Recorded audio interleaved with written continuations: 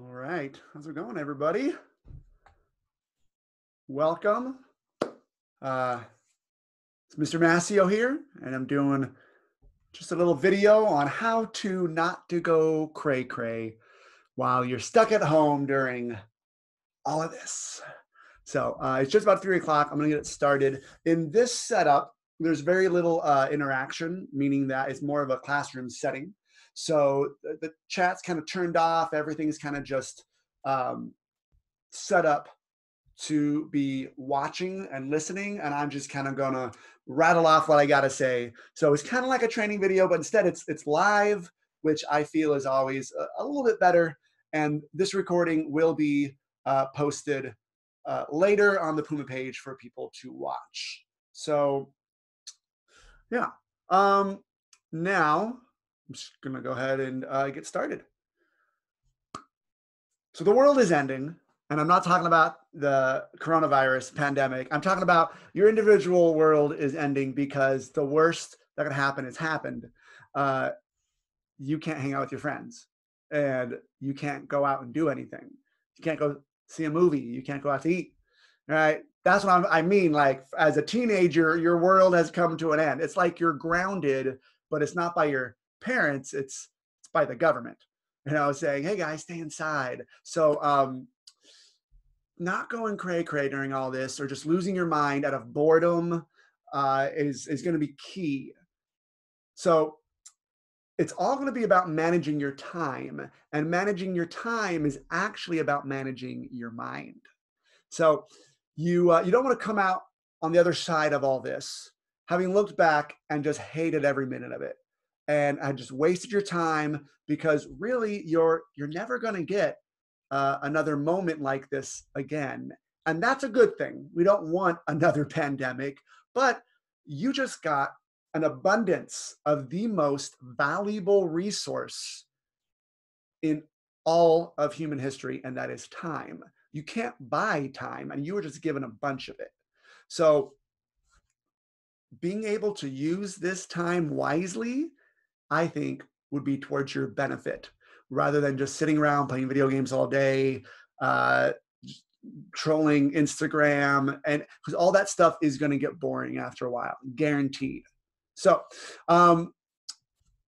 if you're dreading the next little while, let's go ahead and take a look at your thoughts first. Before I give you some tips and tricks on what to do, let's take a look at your thoughts to see what that might be doing for you, because it's your thoughts is what causes any feelings you have of being bored or a lack of motivation or being scared or anything like that. So here are some common thoughts that when I've been talking to some teens that I've been working with, they've been saying about the next 4 to 8 weeks. They've been saying things like, there's nothing to do, or there's going to be nothing to do. I can't do anything. I'm not allowed to do anything. All right, I'm missing out on everything that was supposed to be going on. This is unfair. I'm trapped inside my house. I'm going to hate my family by the end of this. Or this is pointless and unnecessary, as in this is all overkill. We don't need to be locking ourselves down in our homes. So let's go through those thoughts real quick, one by one, and just talk about what they're going to do for you. And then you can make a decision on whether or not you want to keep that thought or not. So first off, there's nothing to do. I'm just going to say that's just not true, right? There's lots to do. You just have different parameters you need to stay in all of that. If I was going to give you $1 million, if you came up with a list of 100 things you can do during this whole shutdown, you would do it. I mean, you would do it real fast. And the most interesting things you would come up with would be towards the end of your list. Once you already wrote down taking a nap, playing video games, staring at the wall, whatever, you would eventually start to have to be creative. You would force yourself to, oh, okay, man, what could I do? Around number 60 or 70, you would actually start being really creative and possibly come up with some things you would actually want to do, that you would be motivated to do. All right. And so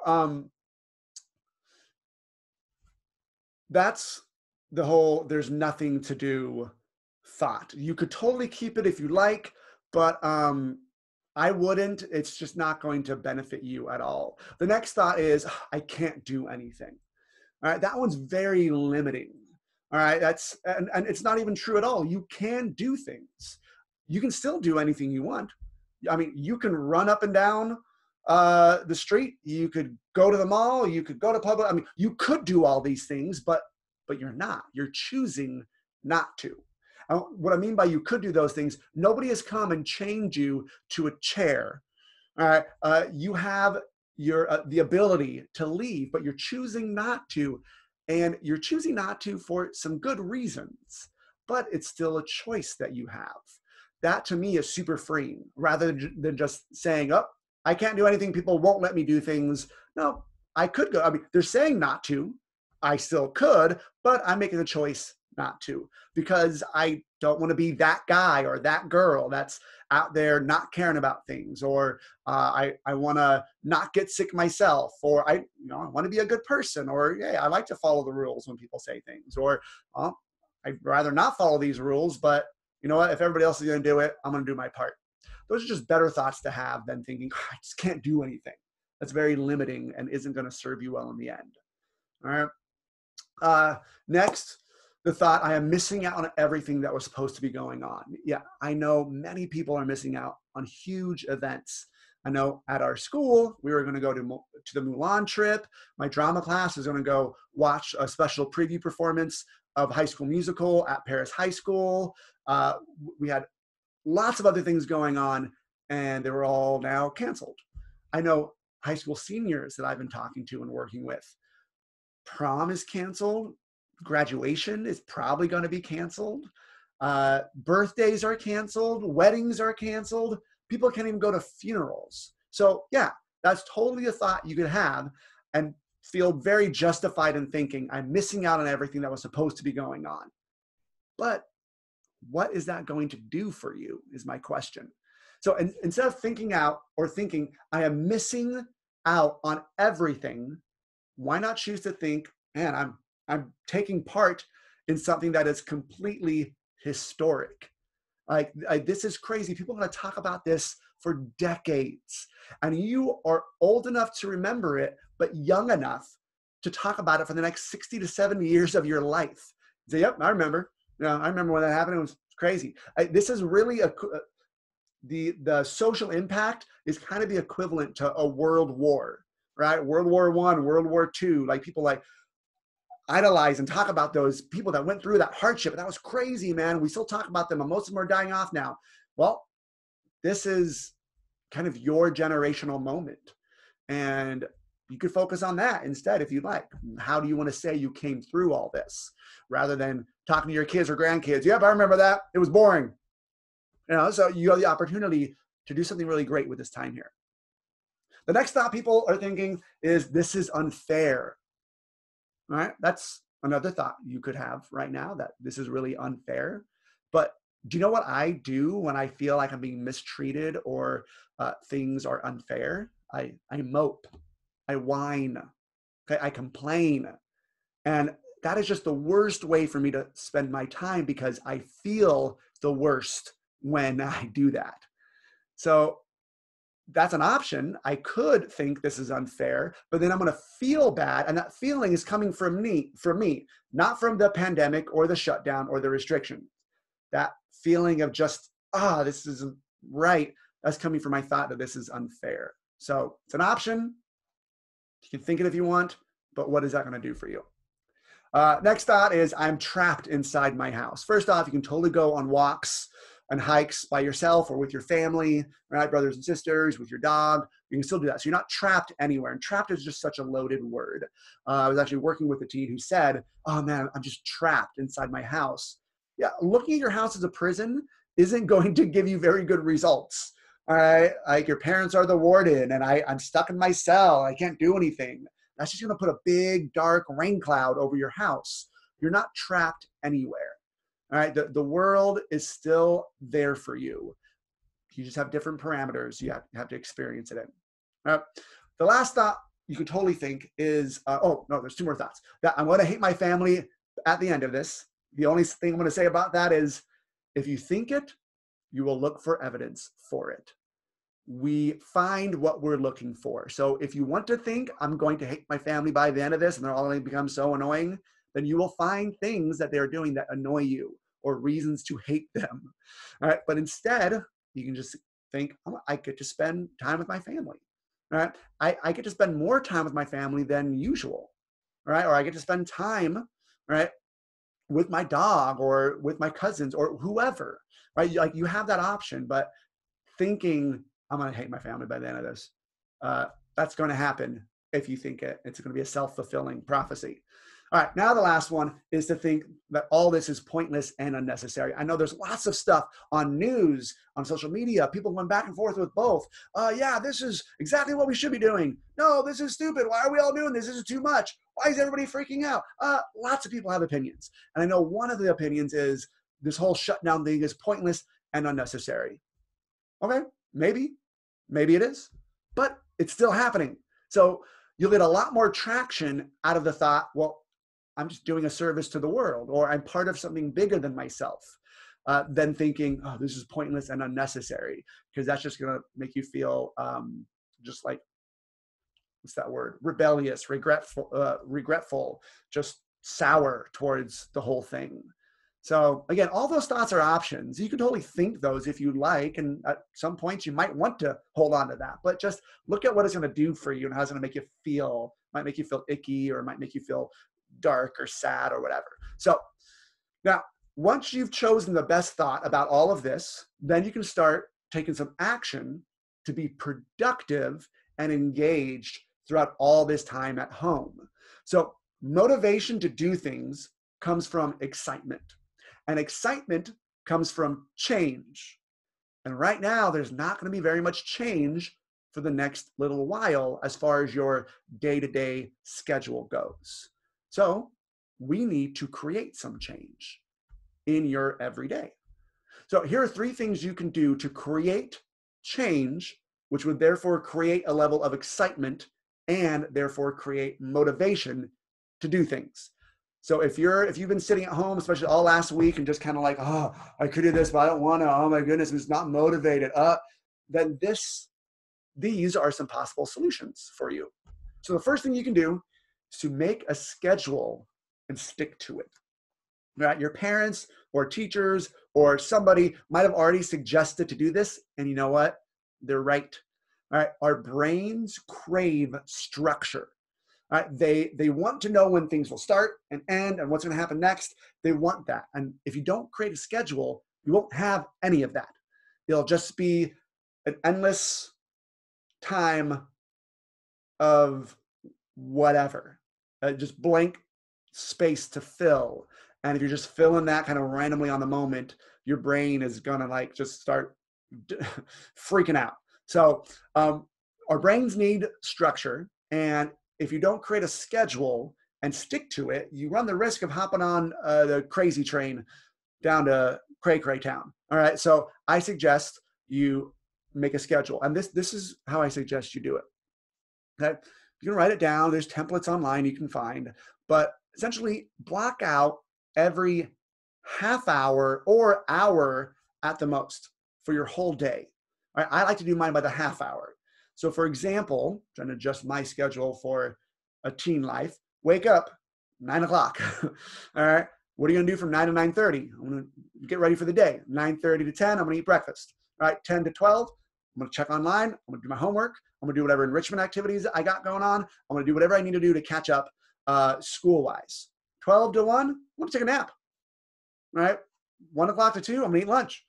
All right, and be on Instagram. And I would even plan out your leisure times like Instagram or video games or watching Netflix or movies. Plan that out ahead of time, because then it gives you something to be excited about, right? Yeah, we are doing this on purpose to ourselves, because what creating a schedule does, it gives you what's called in screenwriting a ticking clock. So when you're watching a movie, a screenwriter actually puts in what's called a ticking clock in the movie to make things more exciting. Sometimes the ticking clock is literally a ticking clock, like on a bomb that the bad guy sets up that's going to go off. The bomb is, oh my goodness, there's 15 minutes left, and hurry, and then, oh, there's excitement. But you never watch a movie and the bomb has 5 months before it goes off, because that's not very exciting. So right now, you have a ticking clock of 8 weeks if you don't have a schedule. Everything is the same for the next 8 weeks. That is a long and boring ticking clock. But when you put a ticking clock on something like homework, then you can be excited about when it's going to end. Oh, it's homework time, but only an hour and a half left. Then I know what's next, lunch or video games, all right? So you can work on that. Plus, it also benefits you if you schedule in your leisure time. I'm going to play video games from 10 to midnight. And then when you play from 10 to midnight, you're done at midnight. And now you're excited for the next day at 10 o'clock when you get to play video games again. You get to jump on it. And feel free to schedule things multiple times. Video games can appear throughout your schedule. It just doesn't have to appear once. You can schedule things multiple times, but that's going to help you from getting fatigued or tired in any one of these areas. You'll be right in the middle of playing video games. Oh, dude, my time's up. And your friends will be like, what? No, like, my time's up. And they're like, dude, you have nowhere to go. No, I got my schedule. I'm sticking to it. Sorry, guys. Peace. I'll see you tomorrow. And then you turn off, and then you're like, okay, now tomorrow I can plan for how I'm going to do a different tactic, or I'm going to whatever. But putting a schedule in place is really going to help your brain. All right. So that's the first tip for helping your brain create some structure. Second tip is to start something new. I'm going to have you call it your pandemic project. All right. Your pandemic project is something that is going to take you some time to complete, and you're going to have something measurable or tangible at the end of it. So a pandemic project could be, I'm going to figure out the best way to rearrange the furniture in my room. And I'm going to do that by, I'm going to arrange it in one particular way, and then I'm going to live in it for 3 days. Then I'm going to arrange it a different way, and then I'm going to live in that for 3 days. And I'm going to do this 7 times. Then by the end of 21 days, I'm going to know where I prefer to have my furniture because I lived in it for a couple days. Now, that might be a bad example, but you can probably think of a bunch more examples for you because you're the only one who knows what you like. And for those of you thinking right now, pandemic project, I don't know what to do. No, you might not know, but you do know how you can figure out what it is. And that is by thinking about it, by writing things down. All right, but you're the only one that can come up with this for you. I mean, yeah, you could ask friends or your family or whatnot, but see what you like. Right, like me, I kind of like gardening. I like growing jalapenos. Right, that was super fun for me. I did that a couple of years ago. So that could be my pandemic project. Is I'm going to grow a couple of jalapenos. Right, like if family's already going out to the store, say, hey, picking up some jalapeno seeds or something, from Home Depot, and then go and like try to plant it and see how it can go. Like that's your project. All right, you could design clothing. You could learn how to do your makeup better. You could do so many other things, but create something that you haven't done yet, all right, as your project. Something that you've been meaning to do, but you just haven't got around to. Now you got nothing but time. Last thing I suggest, third tip, is to make and keep track of goals. All right, make up some goals. Whatever that's going to be. It could be tied into your pandemic project, right? It could be tied into school. It can be tied into family stuff, whatever it is. But write down these goals. I'm going to call grandma 3 times this week or 3 times a week. Write it down, put it up somewhere visible so you can see it and your family can see it and everybody can hold you accountable for it. All right? And then you can take those goals and you can work them into your schedule. Right? Wednesday, 3 o'clock, I'm going to call grandma. All right. Your goals can be school, it can be physical, it can be intellectual, it can be social. Whatever your goals that you want them to be, whatever goals you want them to be, you can create them. These are up to you, but they need to be measurable, meaning they need to be something you can literally check off. So rather than just saying, I'm going to work out every day, say, I'm going to work out for 20 minutes every day. That's measurable. You actually time it and go, okay, 20 minutes, I'm done. And you can know if you didn't do it because not getting those check marks or not being able to cross it off also acts as a motivation or as a motivator for you. All right. So those are my 3 suggestions. The first step you need to do is question the thoughts that you're thinking that might be leading you to feel like bored or just hating life right now. Once you've done that, make a schedule and stick to it. start something new, your pandemic project. And 3, make and keep track of goals. Make them measurable, post them up somewhere, revisit them at the end of every week, change them for next week, but just keep track of your goals. The world is not ending, okay? The world's not even on pause, okay? The world has just shifted a little bit, just for the next little while, but it's very much alive and moving, all right? Now, you can be alive and moving with it, just in a different way than normal. So that's the end of my how-to video. I believe the next thing is tomorrow. Tomorrow at 10 a.m., I believe, is Kahoot. And we'll be sending out the link for that of how you guys can jump on and we'll all play a live Kahoot together. So cool. Thanks so much for those who tuned in or for those who watched it afterwards. See you guys.